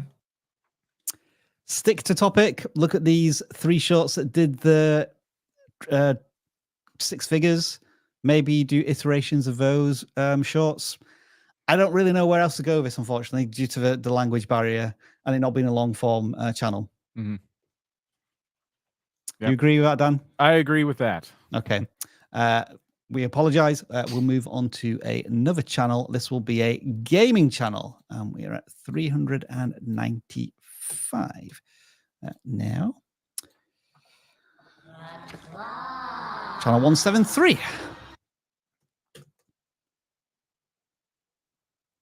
And this channel is close to 1,000 subscribers. So let's help push them over the edge to at least one monetization requirement for ad revenue completed. So again, what I do like is when I see a gaming channel, and like I'm not familiar with this game, but I know that every single video is about this game, which is what's it called? Look at those views, though. Jeez. Yeah, strong views again. Strong views. Sheesh. And this is like an under 1,000 subscriber channel with thousands of views per video. The other one's only 3 hours old. So yeah. Bree Bannerlord Battle, I think, must be the game because that's a title a word I'm seeing in many of the titles. Is it Bannerlords? Let's see. Okay. I'm going to assume Bannerlords. I've not played this game myself, and I've seen Manor Lords, which is I think slightly different. So I wish I knew more about the game, but yeah, some of these like very interesting to me, like Defender something down there, 3.2K views, like Protect the King. That's what the thumbnail says. It's very simple. I've been saying all day, like, oh, I think videos with the topics, there should be a little more enticing, things like that. This audience may just really like to see battles play out. And, through research, they likely discovered that. And look at this. When they were doing more specific titles, epic 500 player battle. Like these weren't doing, well, okay, the one I just said out loud, of course, has a lot of views. That one did. I was looking at above it has 847 views, most epic 300 player battle ever. We don't want to see 300, Dan. We want to see 500. Yeah, that's it's got to be 500 at least. That's the ticket. Like when these are more specific titles, and some of them are kind of hit and miss, and the later videos we saw more in the thousands. I don't know. It's a bit. It's not that. Thumbnails changed a little bit too. Yeah, true. I was curious about it. What do you think in terms of thumbnails? Do you like these darker version thumbnails? I like the brighter ones a lot. The brighter ones, yeah. And this is essentially game art plus big chunky text. It's simple, but it seems to be effective for this channel. Yeah, I think the only place I would take this, because I mean these are good views for their size, but how do we go up from here? The only place I would take this to, or the next test I wouldn't say the next test I would do is to try to do something that seems ridiculously imbalanced, or like, you know, bringing a little bit of humor to it. Like, I don't know how this game works, but let's just assume for a second you can do like 1 versus 100 or something, but that one person is incredibly overpowered somehow. Like, how long can they survive? Like, can you experiment with the game in more fun ways and make those kind of part of the pitch? Because this feels like you're playing the game as it was intended to be played. You're just kind of setting up big battles and watching them play out. What other things can you do? Can you use this game as more of like a conduit for like chaotic, YouTube videos? Dan wants to spiffing Brit the hell out of this. I do. It's a great example, actually, for this type of game. Like, yeah, Bannerlords is perfectly balanced. You know, I just want to click on one of these because I'm curious. Like, 500 players. I'm interested to know, like, does this creator give the effect and impact of 500 players within the hook? So let's see. Welcome back, my fellow knights, to another battle for Mountain Blade Bannerlord. Today it's the Bretonnian forces versus the Coalition clans. Watch as 500 players clash on the open plains. Okay. Both sides will have to utilize real military tactics if they're going to win the day. Who will be victorious? Let's jump in and find out. I'll see you on the battlefield, soldier. I love this. By the way, in today's video on the Coalition side as the troops form up. Go ahead. By the way, if you look at the little tool we have over here, did they change the thumbnail a couple times in the title of that? Yeah, they did. So that's good to know, right? It's good to see like that they changed the thumbnail and some other things, just to see if there's anything. I don't know if there's a huge difference here or not. Yeah, I don't know if that really made a difference. A bit too subtle for big variances. But the intro is just like any other large channel doing this. Like the kind of everything about it, a little bit of music behind, a little bit telling what's going to happen, the visual of what's happening. Like, this is a storytelling channel, and I love that. Yeah, I like their sports broadcaster announcer approach. Yeah, it definitely brings a unique perspective to this type of video, rather than the typical commentator who's like, okay, so today I'm going to set up these troops over here. I don't know what's going to happen. Like that uncertainty that they have, which is still fun and endearing. But this is like a different take on it, and I really, really like what they're doing there. Lovely channel, Matt's Fiefdom. Congratulations on 1,000 subscribers. You will undoubtedly hit, I would say, within the next week, maybe. Already 100,000 plus views. Monetization can't be far away. Great stuff there. Let's return to a bit of fireside chat, because I completely forgot to change the background. It remained hot fire for the last 45 minutes. We do have a significant number of super chats that we need to get through. So we may need to go through this a little bit of a pace. Remember, these are the type of questions that you could ask through video messaging to your coach here at vidIQ. Link in the description if you want to take advantage of that 50% offer for your first couple of months of coaching, along with vidIQ Boost. So the question comes from Emerald Ollie. I make videos on beating games in a specific franchise, which has gained me 1 million views. Nice. But when I try to branch out to different games, the views die out. Have I dug myself too far into this niche? The question you've just been trying to tackle with the last gaming channels we've been auditing, Dan. Yes, I'm like curious.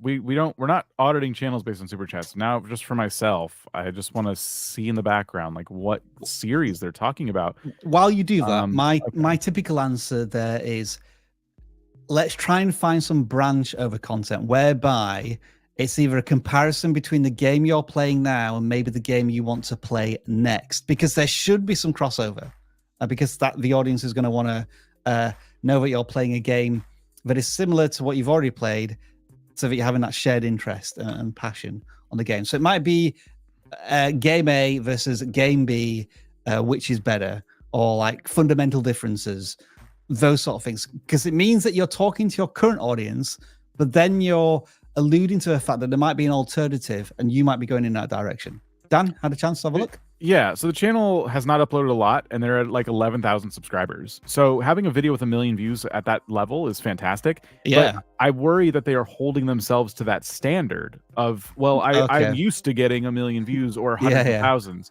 Yeah. So you just understand that when you play a different game, getting, for example, 64,000 views at 11,000 subscribers is incredible. And something that should be celebrated, and not. I think maybe it's just a matter of your mentality of like, shoot, I failed. Please don't look at that as a failure. You had a viral moment, but it launched your channel. Like you now, your baseline could be 10 to 50,000 views a video, and if you look at other channels at your size, that's difficult to achieve. So I think the way you make videos is unique, and I think what you need to be focused on is just, like, enjoy the success and understand that sometimes one viral moment doesn't mean, oh, that's the bar. Like, don't hold yourself to that. That's going to just drive you mad.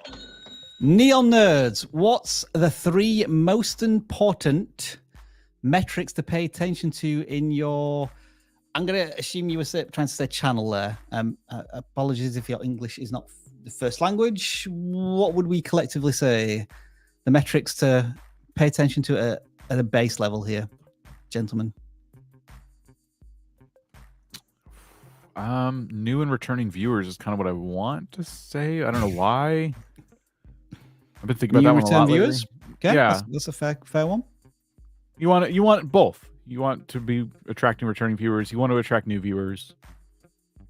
I'm always interested in impressions. Certainly at the beginning of a video's life, to try and tell me if YouTube is sharing it with my intended audience, or if there's a particular video that really attracts a sudden shift in audience. That's an interesting metric for me. And Travis, do you want to finish it off? Another metric you like to look at? I always look at retention, because there's just so much that can be determined from whether it tells you a lot of things. It doesn't just tell you, like, is your editing good? Is your storytelling good? It also tells you a little bit about your thumbnail and title, whether you've given the people exactly what they think they're getting when they click. So I love looking at that. MV Cutty Stories. Our channel is vlogs, cooking, travel, food, restaurants. Is it too broad? And I think they're saying that they've got 2,500 views and 30 plus subscribers on a recent travel video, it looks to me like. Again, it's going to be tough to answer. If you were just saying that you were covering 3 different topics, although cooking and food reviews are connected, and travel might be connected as well, it does sound broad. But there's always the argument of, if your personality is like, and you, the individual, are the key to the channel, you can take your viewers on a journey into all sorts of different topics, especially with vlogs. So it's hard to answer definitively. I guess it's a question of what's your average view count between the different topics. Like, if you get 3,000 views on this video and the next one gets 250 views and it's on a different topic, it's on travel instead of cooking, or vice versa, then yeah, there's definitely potential there for splitting your audience between your interests, which they don't necessarily resonate with. I'm sorry, I'm not going to let anyone else add anything to that, because we've got a lot of super chats to get through with not that much time. Artist Turn. What software would you recommend for thumbnails for people that struggle with art software? Canva is always like the go-to when it comes to this. To this day, there's still parts of Photoshop that I struggle with, but I would say if you like a certain software but you wish you knew how to use it better, take time to look at tutorials. If you're struggling with a software and you feel like it can meet your needs, learn that software any way you can. So much free tutorials, and don't look at a beginner's guide, or maybe look at one, but look at, like, how do I solve a specific problem with specific software? And over time, you will learn that software. That's how I learned all the different more complex tools I use. Just be aware that in 10 years' time, if you use Photoshop, you will be a template thumbnail face or image for millions of videos on YouTube. Yeah, that's true. Potentially.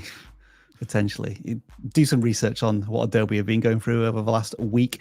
We got a super chat here from Gearhead Glam. Thank you for that. And then the next question comes from Extra Father, who's been doing YouTube for around 8 years. So I commend you for your long-term commitment to this endeavor. And the channel started catching fire very recently after 8 years. That's always amazing to hear that you finally found some traction on the channel after so much time and effort. I'm glad I kept working on my channel. You guys helped me through so much, especially recently. Thank you. Yeah, that's what we want to be. We want to be your support network, because you should always have a passion for making video content to be on YouTube. But then when you finally find an audience, it's where your creativity finally finds a level of feedback. And that's a fantastic feeling for anybody who's done creative things in their life for any length of time. The Gonzo book. If Pluto had more subs, would it still be a planet? That is one to ponder. I think he's meaning if Pluto had more subs, would it become a planet? Because it was recently removed from the solar system as a planet. What, wasn't it removed and brought back? Did they remove it again? Oh, I don't know now. I'm confused. I don't think it is planet. Is it? They made it a planet again? It was. They need to figure that out. For sure. Did they make it a planet all of a sudden? I feel like whoever's in charge of deciding this keeps getting like a new manager in charge of these things. Like, no, I'm not. No, it's not a planet. They just keep flip-flopping because they change leadership. There's a CEO of the solar system. Yes. Is there? Yeah. This could go off on a religious tangent very quickly, so let's leave it there. And the next question or super chat comes from @RA with a $20 super sticker. Thank you. Unfortunately, we don't see the super stickies through StreamYard, but I'm sure everybody else did. Appreciate that. And 3 was 21. My video from yesterday has 60,000 views 10 minutes ago. Congratulations. But it got demonetized. I fixed it immediately. Will I receive the money from the first 60,000 views or no? So there was a similar question asked to Renee Ritchie about splits. I assume they do the same thing for copyright claims. The views before it was claimed, you do get money from, according to Renee Ritchie. So my assumption is the same thing would happen here, that you would get paid out for the things before it was demonetized. I don't know that for sure. Ask Team YouTube on Twitter, but the logic would stand. So, Travis, you're going to love this question. It is specifically aimed at you. Rub your hands. MV Cutter Stories. Is it okay to do YouTube promotions to grow an audience? Are you saying you didn't watch the video from last week on Saturday? We literally talked about this, Nutty Stories or Cuddy Stories. I need you to go watch that video. It's on our YouTube channel, on this channel, and it's called... what is it called? Something about the tool that you shouldn't use from YouTube or something. Oh, is this the new way that small channels are growing? Anyway, it came out on Saturday. Go watch it. It literally goes over every question you'd have about it.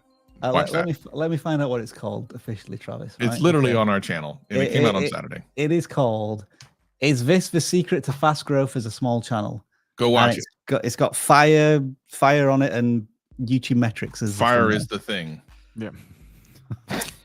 Finners Davis. Hello, I'm in a tech niche and I was wondering, when you get monetized, should you spend your money on ads right away or not?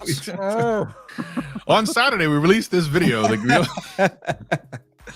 was perfect timing for the video, apparently, and people just didn't know it. So yeah, I mean, maybe we should change the title, let people know that it's about buying ads and stuff. Like, I don't know. Yeah. So no, and watch the video. Yeah. YouTube's search and discovery engine is the most powerful organic growth system on the entire planet. I'll go as far as saying that, but it's completely free. Right. 100%. Why does nothing work? I want a wonderful channel then. I want to diverge from my usual content slightly. Do you think this is a good idea to release it alongside or close to the same time as a vid as my usual? Vid of my usual. So they're going to try something different, but they're going to put it out at the same time as when they would normally post their OG content, I guess. I think you're overthinking it. Yeah, post it whenever makes sense for you. The posting time doesn't matter as much as just like, is it the right fit for your audience, or is it going to bring in the new audience you're hoping to bring in? Okay, I think this question might be directed to you a little bit, Dan. Spooders, is that right? Spooders Web. How would you script a gaming retrospective video? That's a really, I would say that's a deep question. I don't want to spend too much time on this, but I would say that like there's a lot of these out there. I would kind of follow like best practices because people are kind of used to watching these and they sound a certain way. I would definitely script it because it sounds like if it's a retrospective, you've played through a game and now you're giving your take on the game. So the way I like the channel I like for this is Josh Drive Hayes. He covers like MMOs. He does a whole series called like, worst MMO basically. And he basically asks the question in every video, is this the worst MMO? And he does a retrospective on his time in the game. So you could watch videos like that and see, okay, I kind of understand the format here. A lot of creators format their videos like this in that same kind of way. They're speaking about their personal experience and it's always in like that past tense and they're showing footage as they were playing the game in those moments, right? Geekism, who we just audited, says, thanks for the audit. They'd already passed 100,000 subscribers previously, but have stepped away a few years ago and the subscribers must have dropped off a little bit. Okay. But back recently getting back into it. So congratulations previously for your silver play button. Hopefully what you can do is get a gold play button and then have another break so you fall under 1 million subscribers just to troll your audience in YouTube, maybe. Grim RZR. Advice for videos on motorsports events, races, when I don't have control of what actually happens. It kind of sounds like a retrospective again. What was your take on the event? Make a story out of it. You don't know what happened, but like you're getting a lot of footage. So then script something out. Like what was the most interesting thing about it? What were you? Tell us about the people involved in the race and who is the favorite to win and why you like their team and things like that. It's make it more about you and your opinions of it, and you have control over that. And then you have the time. Then there's the time of recapping the actual event. So they got started, and this happened, and that happened. And I was really excited because like this person I was hoping won got second place. Timeliness might be important as well. If it's an event that people are interested in now, and you've got a very finite window of opportunity to kind of review it before that interest wanes. Snow Live Second. I have submitted my form as the Snow Gaming channel. I have one video which has gone over 6.7 million on Reels, but on YouTube only 10,000. Can you please tell me what's the problem? So the problem is the video got millions of views on another platform and it didn't get many views on another platform. I guess it's like trying to play an Xbox game on a PlayStation console. It's like there's certain compatibility potential questions. Different audiences are using the platform. It's hard to answer that question, especially since we've not seen a video. Yeah. Not everything works the same everywhere, basically. Carolina Diamond Productions, you get a sound effect for becoming a member. Just a bit of an ominous one, but that's your sound effect. And the Chop Block. Hi, I do horror reactions. Been watching vidIQ for a month. Oh, no need to shout. And my channel has recently been getting engagement I've been looking for. So I guess there isn't a question there, just like a thank you that we've been helping you out. I guess now that you get an engagement, let's start addressing your audience directly. Maybe asking them questions at the beginning of a video, or like a favorite thing during the horror scene. Like, do you like jump scares, or do you like tension that builds up for hours? That type of thing might be an idea. And we have one more final question from our Facebook community, which Dan, you kind of touched on this a little bit. Returning versus new viewers. This is from Anita Frank. Supposedly a healthy channel would have the return viewer line above the new viewer line in the graph. Otherwise, the core audience is not satisfied, not niched down enough. Does that also apply to small channels? I don't know that that's a true statement. Yeah. I would disagree with the statement as well. Yeah. I don't think that's a true statement. I always like the graph to fight itself constantly. It's like a DNA strand. It's like constantly crisscrossing, but going up at the same time. Yes. Yeah. You want both. You want to be appealing to new viewers as much as possible, and you want returning viewers as well. And YouTube has a little help thing. Like if you put your cursor on like the little question mark next to this graph, it shows you like the 3 different like options basically, and shows you basically what it means if you have one that's really vastly overtaking the other. And they don't explain either as like a negative. It just means different things, you know? Great answer. Thank you for those awesome questions from the Facebook group. Do make sure to join that community as well. And as a final reminder, we've answered what at least I'd say 15 super chat questions there about many different channels and the needs that they have. But if you want your own dedicated coach who can give you all of the things listed here, including channel audit, thumbnail feedback, title feedback, video feedback, and answering any other questions that you have tailored to your channel, then make sure to check out the one-on-one coaching, which currently has 50% off your first 2 months of the plan, with the link in the description directly applying that discount to your vidIQ account, along with full vidIQ boost access as well. You know what I think we should do now is more mix channels things up a little bit. More channel audits, but in a different way. And that way is going to be, and once I click the right links in the background, bear with me, give me some elevator music until I can find what I'm looking for. That'll do. That's good tension, Dan. Giveaway tool. How this works is that we give a keyword that you have to type in the chat once and only once, and then you'll be entered into a random selection of a channel audit. So what hashtag do you think we should use today? Although I'm not going to use a hashtag because weirdly I'm using a UK keyboard today and I can't find the hashtag on this keyboard. They So don't I'm have just gonna hashtags in the UK yet. That's coming next year. yeah, that's why they're useless. Yeah. So what should we have? Just maybe we should just have no hashtag. Will that work? I don't know. I guess we'll find out. All right, then. So you need to type in no hashtag with no space, and fingers crossed. Well, I that's see some not entrants. that's not no hashtag. That's no hashtag. Oh, all right. Yeah. Would Thanks. you like to try it again, sir? Yes. Thank you. Okay. There we go. Ah, dear. This is me right now. All right, 17 entrants. It looks as if people are actually typing in the right word as well. Yeah. We'll wait until that goes up to 100. Someone then I'll just actually click draw.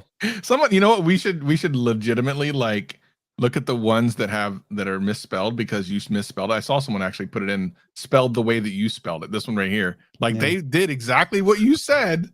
Really, we should do like on a channel that did that. But I'm just Wow, we've got 200 entrants already, right? So I play a little game with myself where I click the draw button and I've got to time the drum roll sound effect and I never get it right. So here we go. I'm going to press it now. No, that was the wrong button anyway. Whoops. So I'm going to be way behind now. Oh, hey, come on. You got it exactly perfect. Get in there. Right. Where's my mouse? I need to copy that. I think we've seen this channel before.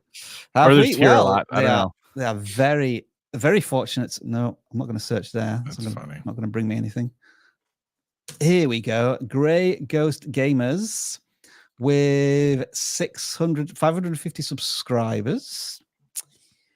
And I think they're playing Days Gone, which I think was a fantastic game. A lot of people slated this when it came out, but I thought it was a really good zombie game.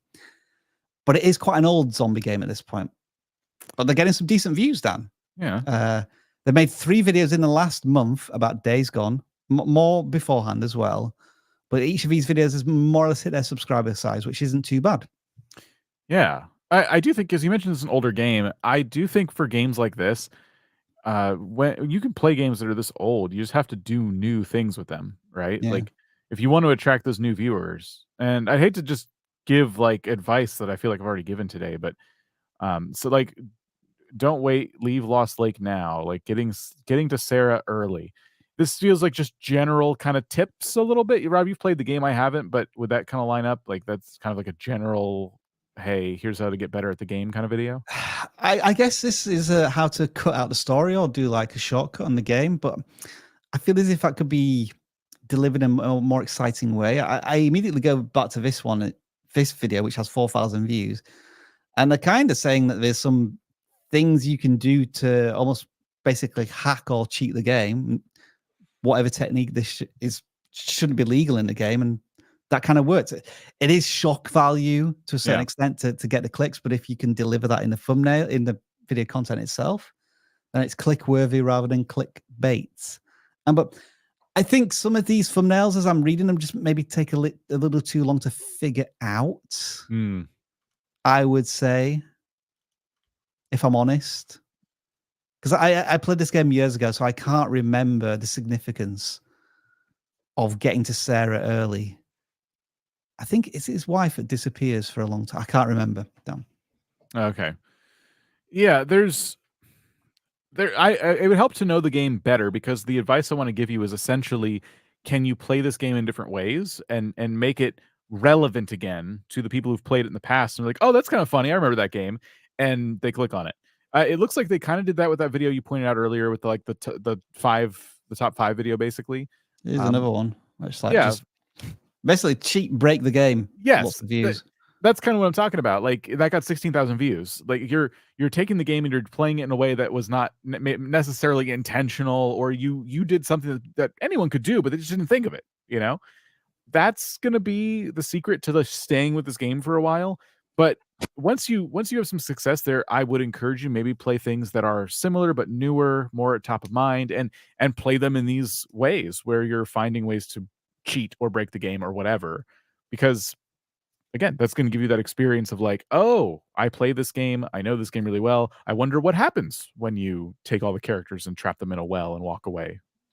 Question about thumbnails. Do you feel as if the almost intentionally more text obnoxious style is effective with this kind of blending of yellow and reds, which looks horrible in one sense, but my eye is drawn towards it also in another sense? My eye is drawn towards the yellow. The red upsets me.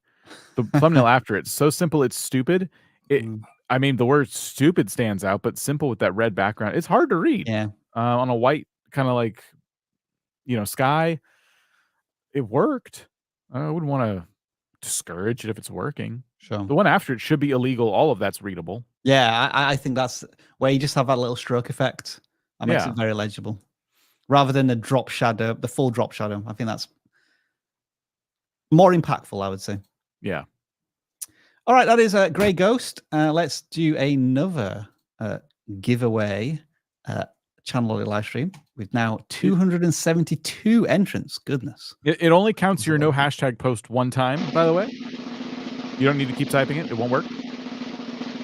Oh, and why does nothing work? They sent us That's a a super great chat name earlier. for a channel, by the way, because I'll remember it. Very easy to remember. Yeah. Kind of funny and kind of real. Linux and other IT related tutorials, and they have very, very simple thumbnails, incredibly simple thumbnails. But that's normal for programming, though. It is for coding. Yeah, I won't disagree with that. They have a channel that's getting more views and subscribers, so that's always a positive. I mean, my argument here would be, whenever you make a video, you're reaching new audiences. Can you increase the cadence of your content? I guess there's always a question of how long does it take you to make these videos, but yeah, is it some encouraging numbers here? I would be asking myself, what is the goal of my audience? There is, I think, an interest from people to maybe try different operating systems if they're tired of Windows or Apple. And with that in mind, what are things you can help that audience with to make that experience easier to set up in a way that makes it feel like, okay, I'm not using Windows anymore, but I don't feel like I'm missing anything either. You know what I mean? Like that very entry level, like, I don't understand Linux, this scares me. Like, I think you could do a lot of things. It's interesting to see them focused on one operating system. This is certainly an area of growth, and let me rephrase that. There is more demand than supply in this topic, given that we find a channel here with 2,000 subscribers, 32,000 views, 2,000 subscribers, 98,000 views. This channel is certainly in a good growing space at the moment, and they should be capitalizing on it as much as they can with the time available. Do we think about trying new thumbnail styles at this point, or it just fits the audience? It just matches what they want. I don't know about y'all, but I think so. I think there's a lot of unused space in these thumbnails. Yeah. So maybe do some A/B thumbnail testing. Like you keep this variant, but then you try new ones as well, just to see if you can get a higher, I'm going to say click-through rate, watch time share, because this looks like an area of YouTube where the thumbnails haven't matured yet. A lot of people who are just throwing thumbnail stuff at the wall and seeing what comes up. But yeah, look, another one, 2,000 subscribers, 7,000 views, 15,000 subscribers, 100,000 views. This creator is in the right space right now. And there's plenty of ideas to, I guess, borrow from other creators and put your own spin on as well. Absolutely. But think about that audience. What problem does this solve? And if they're not currently looking for this OS by name, maybe you can convince them to try it in one video. And then maybe in other ones, you do tutorials for people who are looking for this by name. Like there's a lot of different directions you could take content like this. Well, you know what? Let's just try watching one of these videos. I'm curious if they can have an interesting hook from a coding perspective. Right. So this is just going to be a very quick video today. NixOS 2405 has just been released. So we're going to go over just the basics of what to do for upgrading. There's basically 2 ways to do it. But before you do either of them, you should always read the It's very utility based. Yeah, that's what this entire channel is going to be. Because again, you have to remember, just like everything on YouTube, you have to obsess about the viewer. What is the viewer's sensibilities? What are they going to? You don't need fast cuts for something like this. You don't need any of that. This is for someone who's trying to learn how to do programming. So their stuff is going to be a little bit more, quote, dry, a little bit more to the point, and it might, quote, bore other people. But it's exactly what the viewership needs. So, just always keep that in mind, no matter what niche you're in. Think about the viewer. Right answer. Oh, loud today. Demonic Fox is our next channel. It's a cool looking fox. To audit. Yes, I thought this might be a tricky one to find. But there it is. Top results. 11 subscribers. Wow. Pokemon Unite Battlefields. Okay, that's not super clear from the thumbnails. Yeah, I would agree with that. I thought it was another programming channel at first, being honest. It just, the thumbnails have that kind of zoomed out and a bit of complexity to them. I would be looking at other Pokemon Unite channels, and I would start to level up your thumbnail game. We're not stealing thumbnails. We are learning from what is working and trying to practice building thumbnails that are more clear. Like these screen Pokemon, that they are simple in terms of how many elements they have. They're trying to communicate a simple message. So let's start with for the hero channel, like a character is one element, some text, and then maybe some sort of establishing attribute to that character. I don't know whether this is defense or abilities, and so on. So 3 predominant elements for the thumbnail. And just going back to the hero channel, what we see really here are, I guess, I mean, you could argue in one sense that this does have a main character. It does have text, and it does have attributes, abilities. So, maybe the structure is there, the foundation is there, but the execution is just all off at the moment. And that's probably what I need to work on in terms of like a solid background, a good font to use, and maybe a little less detail in the attributes as well. Yeah, when you use 2 different, like blue and green next to each other, that split screen, you're kind of creating a split screen for no reason. It doesn't, like, you could have used like one color with like a subtle gradient or something, and that would have been better than, like, you're kind of taking my attention and trying to split it when it doesn't need to be split. You're almost thinking, is there some sort of transformation taking place in the thumbnail? And that's not actually the case in that thumbnail. Yeah. All right. So hold on. I'd like to point something out. Hold on. All right. Look at the banner. Okay. Yeah. Oh no. Is that AI? It has to be, because the name's not even spelled right. That is I didn't even spot that.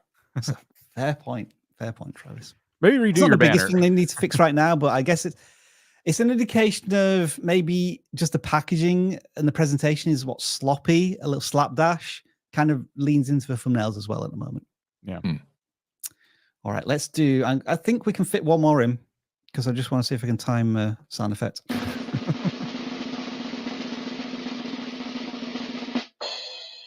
Nope. No. Didn't make it. Almost. We are going to introduce you to Dave's Hopfenstube. Hopfenstube. Another very new channel, although they must have had some success on Shorts to have 200 subscribers. Okay, let me just do a quick research here. Cool. Beer channel. Okay. Shorts haven't taken off yet. I think they will have one outlier here, which is their most recent video with 2,000 views. Yeah. You should know this before getting the Brutals Mini Uni Plus. Just by looking at the preview from the video, they probably put a lot of time and effort into the editing. Looks like it. Which is cool. I love that. Home brewing and brewing tours of Germany. Is it? What language is it? Just to check. Servus und Prost zusammen and welcome back for another video on Dave's Hopfenstube. If you clicked on this video, you sure are thinking about to get one of these awesome fermentation bases, the Brutus Mini Uni Plus. But before you do so, make sure to watch this video until the end, as I'm going to talk about very important considerations you should thinking about before you get any uni tank whatsoever, and I didn't see anyone on YouTube ever talked about it. So without further high production values. Yeah, I love that. I also love that it sounded like he started talking in German and then went. I think so. Yeah. Which was something about that I really like. I don't know why. It seems silly. It has a nice kind of authentic, genuine feel to it, doesn't it? But he did a couple of really cool things in the hook there. Number one, like he showed things that you're gonna learn about, which is great. You already kind of go into it. He's saying, I wish I knew. So he's like, okay, when you click on this, what are these things he wish he knew? He kind of started to show you that. And then he said something that it kind of flew under the radar, but it was such a good hook. It's like, I haven't seen this anywhere else on YouTube. So now you're telling people this is the only video on YouTube where you're going to find out this information. So you kind of want to stick around at least a little bit long. You bought yourself time. You've bought yourself enough curiosity that someone's going to hang out for a little bit longer. So I think it was great. Fantastic. If I was being uber critical, I feel as if I may have tried to force too many YouTube tropes into the beginning. Like there was two, wasn't there? I haven't seen this anywhere else, and make sure to stick around to the end. Yeah. Yeah, you don't need to say that. Yeah. Too many calls to action, maybe. But that's a minor. At least you're thinking about those strategies. And on your fourth video, you're already introducing that. That's pretty cool. Dan, final words from you. I love the transformation of this channel's like thumbnails and everything. Like you can tell they're learning a lot really quickly and applying it immediately. And so I just say like, congratulations. This is like really a really strong start to YouTube. Whew, that was an awesome couple of hours of audit. You've gone everywhere from Lego channels to homebrew channels to coding channels, you name it. We've audited it, given thumbnail feedback, video feedback, 3 days channel strategies, and answered questions of your questions. And final reminder, if you want that 24/7, then I'll check what Travis is laughing at in a second. Click the QR, check out the QR code, or check the link in the description to get 2 months off your first couple of coaching months. All right, Travis, what's going on? Come on, communicate. You're just getting bobbled by the music. It's like, and what? Oh, right. Okay. And you make sure. And by the way, don't forget to subscribe. It is annoying that StreamYard does that. So the TLDR of all of that is coaching is awesome. Take advantage of the discounts in the description. Travis, thank you for joining us for the second hour. What have you got to tell us other than people sending in super chats to videos that you've made and have the perfect answer to? You definitely need to watch those videos. Also, we have another video coming out this week that is about small creators that are actually hitting those views milestones you guys and gals want. So make sure you watch it because we break down those channels. It'll be out later this week. Dan, what are your final words? Well, I thought you were going to skip me. Thank you for watching the show. Dan, your outros continue to be tremendous. Everybody here, Thank you for joining us. You are part of the creator community and you offered your awesome insights and support to everybody here today. We will continue to guide you through your YouTube journey. But until then, we'll see you next time.